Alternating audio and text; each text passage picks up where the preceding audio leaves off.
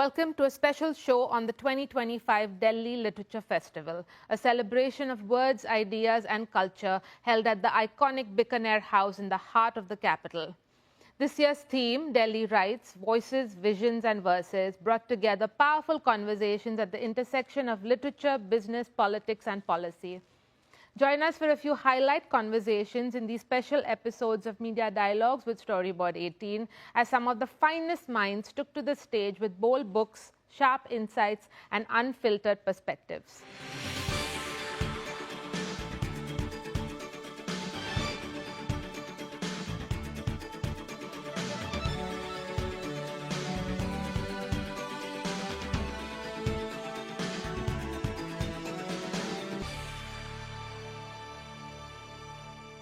I have to begin by asking you this. Usually authors are influenced by other authors. You know, Salman Rushdie says Anton Chekhov and Joseph Conrad were his absolute favorites. But you seem to have been influenced by the authors of 148 love letters. So tell us a little bit about that. That's wonderfully put. Very much drew upon not only memory, epiphanies, of course, that came to me as I wrote, but I also drew upon these wonderful love letters that I discovered as I was leaving for Budapest in a tin trunk. And these were letters mostly from my father to my mother. Did they make you blush? No, I knew that they were like that. Right. Meaning my father was a romantic. And he was very expressive, demonstrative, sensitive. My mother was tough, sometimes abrupt, hid her feelings sometimes. So, you know, I found most of the letters were from my father. And the few that I found of my mother were very dry, very matter of fact. So, but his letters were a source, gave me an insight into that period, into the emotions, into how young people related to each other, not only as man and woman would, but even as friends, as, you know, as scholars in a university, as young men, like he talks in many of his letters, he talks about his angst when he's looking for a job and he's not getting a job. You know, so many things of that time. He talks about the depression, which was in the 1930s, which was hitting the world, but also India.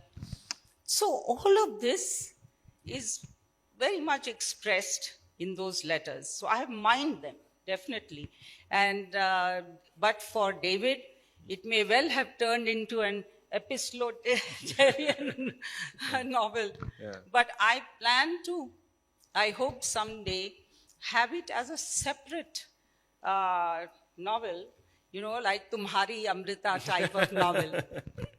Has Mr. Puri become more fervent in writing letters to you after that? Has he been inspired or? No, you see, we also belong. And one of the things that I must, you know, say from, if you don't mind, I'll read something from here about the importance of letters. Yeah. I'm myself a believer in letters. And I feel it is the most beautiful way of conveying your feelings. It's also, you know, something very different from writing WhatsApp messages or email messages where you instantly just send off something. This is very considered. You meditate on what you're going to write, what you're going to say. Some deepest emotions get expressed. Sometimes when you're very angry, you hold back, you know. So it's also relationship building, remote relationship building, you will see from the letters. Some say the book sings, so I'm expecting you to sing a little bit for us. Talk us through the stages from your writing desk in Hungary to... Right. This untold story, this story that was so unique and powerful, was wanting to be told for decades. And I only started writing it in Budapest when I was ambassador there. And I wrote 100 pages, and then I got a writer's block or whatever it is called, and life took over, family, profession, everything. And then it remained like that until I returned, after being 18 years outside India, when I returned in 2018. And then in 2020, COVID came. And that was a moment of reckoning, because it was now or never. We got up those days thinking, looking at the oximeter, whether we'll be alive the next day or not. So I said, no, this is my life's project, and I have to write it. And the day I finished, I wrote it in 1 year, 270,000 words. And then when I finished, I told my husband, now I can die. So it was that kind of, cloudburst of expression which had been pent up within me. So all that poetry was the also poetry. written. It was all together. So poetry. My parents were very poetic people, but particularly my father, Ranjit Hoskote talks about poets, and he says they are married to bird song. And he was someone like that. So he would sing to us every evening a poem from a poetry book which he dedicated to me in 1983. I wish I had brought it today to show to you, in his own handwriting, and some of that is on the front page, Bal Kavi's poem. So Marathi poetry, Sanskrit poetry from Kalidas in particular, and English poetry, or it's threaded into this novel, woven into its tapestry as seamlessly as I could. But it had to be that, because that generation, the first publisher I sent my draft to said, but people don't speak like this. They don't speak so poetically.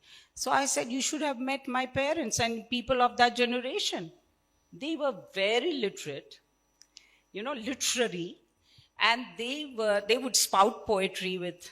Now, how does Swallowing the Sun do this? You resist both colonial romanticism and nationalist nostalgia, and this comes through when at one time Maltese suitors face off about serving the British, the ICS. Yes. That whole thing. Yes. Was this balance important to maintain historical integrity? Because you say at that time, Malti says that, look, we've got to take the best from both. Yes. We can't, just sort of brush aside one, trying to sort of, preserve or exalt another. So how does this come through?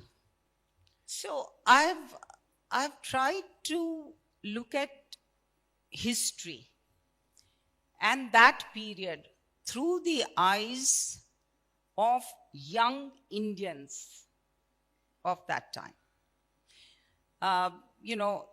The lens is very much that of these young people, as I mentioned right at the beginning, about their being a Western, educated, and yet very proud Indian identity being cultivated within themselves and overcoming self-doubt. So it is from that lens that I have tried to look at the events and their engagement with the making of history.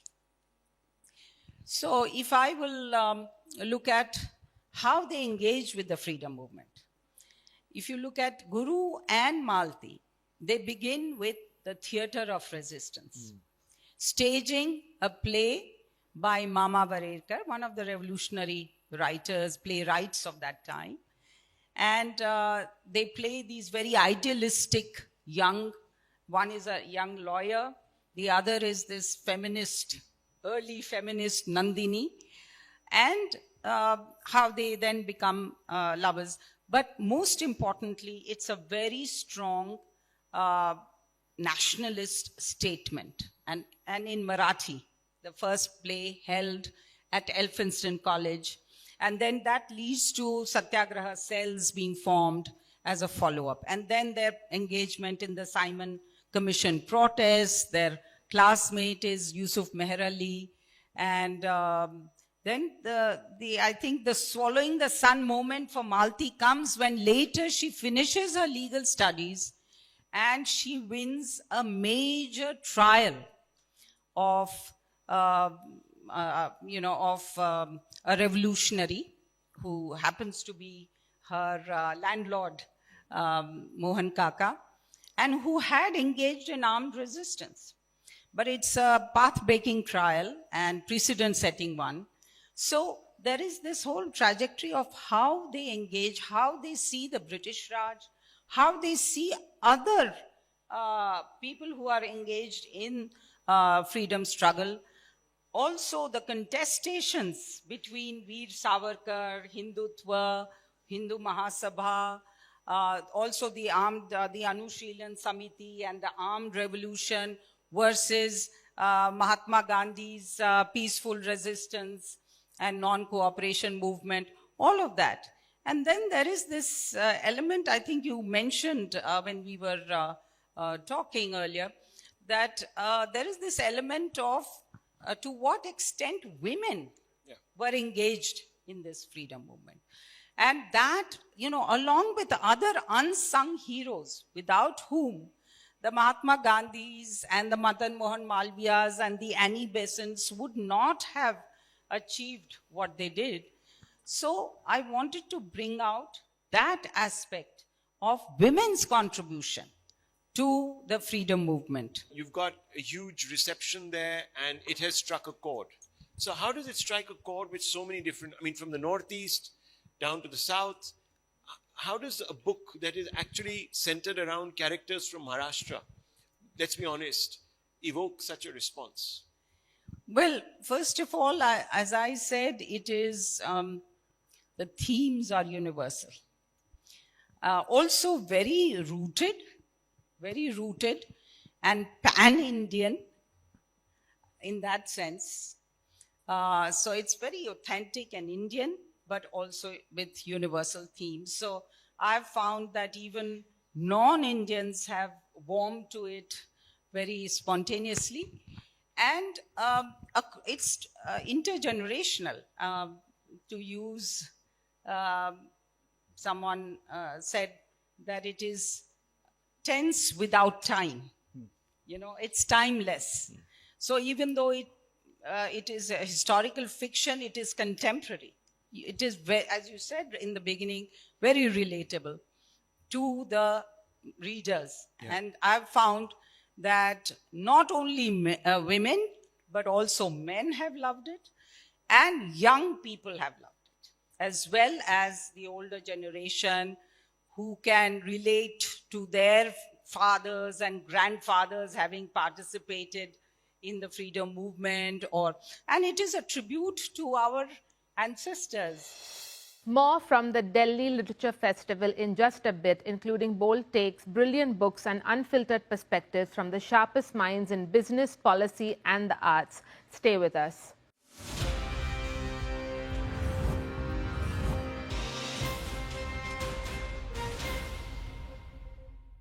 Welcome back. You're watching a special edition of Media Dialogues with Storyboard 18. With spotlight conversations from the 2025 Delhi Literature Festival, where voices, visions and verses are shaping the conversations that matter. That the youth of our country now are getting bigger, they're contributing more, they're getting larger, they're getting wiser than, the not so young anymore. How do you think that has contributed currently and in the future? How important do you think the youth demographic of our country is? So, सबसे पहले तो मैं एक मिथ्या यहाँ पे ज़रूर आपके माध्यम से तोड़ना चाहूँगी. यूथ कोई आज की इजाद नहीं है. जो जनरेशन हमसे पहले आए थे, और मैं यहाँ पर देख रही हूँ हमारे कई वरिष्ठ नागरिक भी बैठे हैं, उन्होंने भी भारत को, जो भारत आज है, उसे बनाने में अपनी जवानी खपा दी है. तो मुझे लगता है कम से कम पहले जोरदार तालियां उस जनरेशन के लिए बजाइए, who fought for our independence, who basically fought the 3 wars, who have ensured that they have kept our enemies at bay. And you know, जैसे मैंने कहा, उन्होंने अपनी जवानी खपा दी इस देश को बनाने के लिए. But we're very fortunate because we are today the youngest nation and the largest democracy in the world. When I say youngest nation, I mean in terms of our demography. We have about 65% people who are below the age of 35. So that itself is a huge asset. And this asset is time bound. Because obviously अगले 25 से 30 साल में ये जो 65% हमारी population है, it is going to grow old. But I think kudos to our Honorable Prime Minister Shri Narendra Modi ji, who has sort of understood and has started harnessing this energy, this youthful energy that India has. And that is why when we talk about Vikasit Bharat, when we talk about a developed India, he talks about youth-led development. इसका अर्थ है कि आप युवा के नेतृत्व में देश के सशक्तिकरण की बात कर रहे हैं. And of course, from a global point of view as well, this is extremely important. It means that we have this entire big demography as not only as a human resource, but it also means as labor force, as innovators, as entrepreneurs, as tech innovators who are going to harness groundbreaking technology like artificial intelligence and ensure कि विकसित भारत का संकल्प सिद्धि तक लेकर जाया जा सके. Absolutely. I think 2047 is really a year for us, which is when we predict Viksit Bharat. और जैसे कि हमारा Wave Summit भी अब हो रहा है, which is all about AI, it's all about tech coming into our country. So, or even the gaming summit that we have. Yes, of course. You know, it's such a rarity for the Prime Minister of any country Right. to actually call on the gamers in a country. Otherwise, I remember when I was in school, gaming was something जिसपे थोड़ा डांट पड़ती थी. मतलब, you know, कोई भी mom कहती थी कि भाई इससे बेटर है कि किताबें खोल के अपने एग्जाम की तैयारी करो. Absolutely. But to actually see the economic potential in gaming as being such a powerhouse, not only of leading innovation and technology, but also seeing it something that can be leveraged for economically strengthening the country. do you notice a change in how it used to be when you used to accompany your mother and what you used to hear from her, and now when you're actively into it in person, personally, what do you feel is different now? So first of all, I don't agree that it's an industry. It is not. Politics is not an industry. Politics is not a profession either. And I think this is the right platform to say that out loud because I want the youth of the country to join politics. But like I said, it is not an industry. It is not a profession. You need to make sure that you are strengthening yourself with a degree, finish your education, make sure that you actually develop some kind of professional identity. In my case, it was law. By the grace of God, I got ample time to build a very robust practice for myself, and then I entered into politics. राजनीति केवल सेवा का माध्यम है. It's an amplifier. So what I used to do in litigation was maybe help a family or an individual at a time. In politics, it just gives you the tools to amplify that good and maybe ensure that it reaches a larger audience. It's more, politics is all about impact.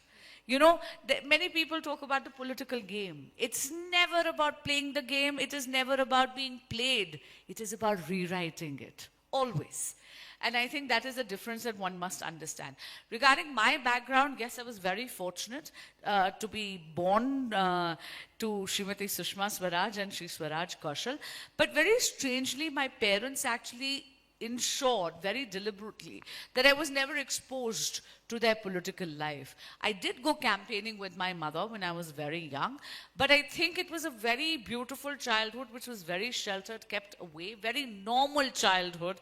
And I think a shout out to my school, Vasant Valley, who ensured कि मेरा दिमाग एकदम ज़मीन पे रहे, and to all my friends who actually made sure that there was a sense of normalcy. जब मैं बड़ी हुई और when my mother was at the pinnacle of her career, they ensured that I stepped out of the country.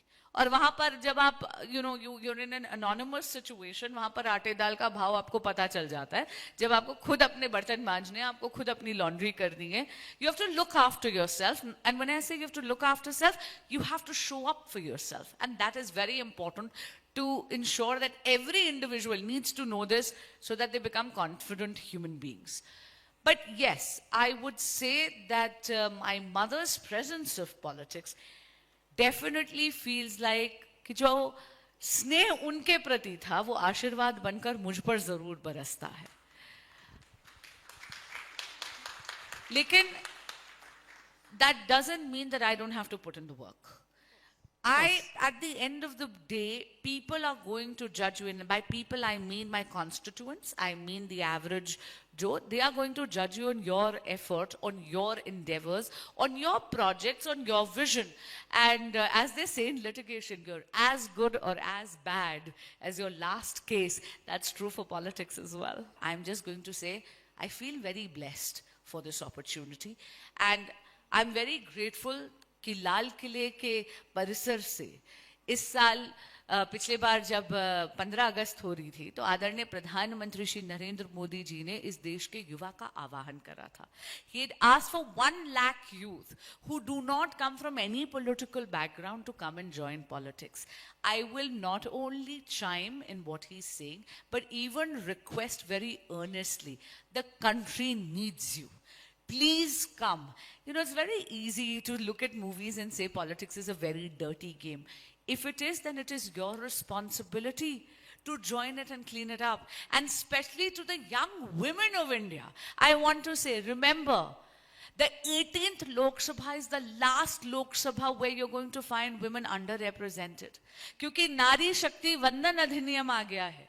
Narendra Modi ji ने इतना पुराना जो एक विघ्न था इस बिल में उसको हर लिया है. That means 33% seats are going to be reserved in state legislative assemblies and in the parliament for the मातृ शक्ति. अब मेरे देश की युवा मातृ शक्ति को मैं कहना चाहूंगी कि आप इस देश की भाग्य विधाता बन सकती हैं, आप इसके नीति निर्माण में योगदान दे सकती हैं. So please join politics. Have you ever thought of ever writing a book about the most powerful woman that was part of your life, your own mother? Have you ever thought about it? The honest answer is no, because I'm very possessive about her. Really? She's not here physically, और वो मेरा दुर्भाग्य है, लेकिन what I do have are very precious memories, and I think right now I'm going to all keep them to myself. I'm going to hoard them, and I don't think I'm ready to share them with the world. But if there's one anecdote that you would like to share from how you viewed her working for the welfare of the people, especially for the women out there that you just said that they should come in front and join the government. If there's one anecdote that you remember that you would like to share, which stayed with you? There are many anecdotes, but I'll tell you something. She always found the time for everything in her life. Sounds very dichotomous, right? But I think she was such a brilliant time manager. I had a bunch of friends of mine from school there was a sleepover. And I remember that she had promised that she's going to turn up with ice cream. And she got super delayed. कोई meeting थी, बहुत ज़्यादा late हो गई. रात के 12 बज गए थे. She came home around 1:45. We were all fast asleep and she woke us up. And I still remember Quality Walls की ice creams थी, जो normally आपको ये ठेले पे मिलती हैं. And I just found, and that's when I was told at midnight my mother stopped at India Gate, bought as much ice cream as she could from the bhaiya there and turned up just because she wanted to honor her commitment. I was a child. If she would have explained कि बेटा आज नहीं हुआ, I would have understood. And also, frankly speaking, हम लोग तो भूल भाल गए थे, हम लोग सो गए थे. But she kept her word. And the thing is that stayed with me.